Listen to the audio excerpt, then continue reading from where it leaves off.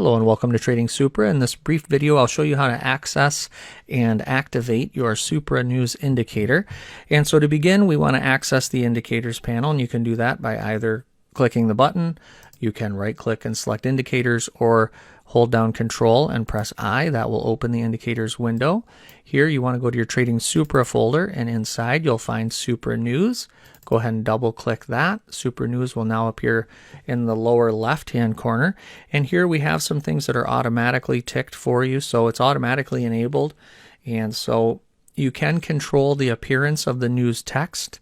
You can control, for example, the font size. I usually make that smaller just for my own preference.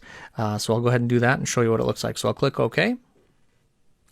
And now we can see we have news coming up. And this is the listing of all the news for the day.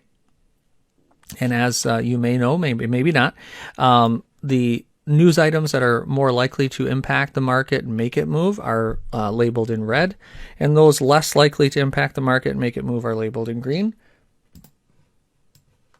And so that's a brief look at how to access and set up news. I'll also show you how, if you want news items that have already happened to no longer appear on your chart, just simply go to SupraNews, and under General you can find Remove Past, and if you click that, you'll notice past news, for example, U.S. jobless claims.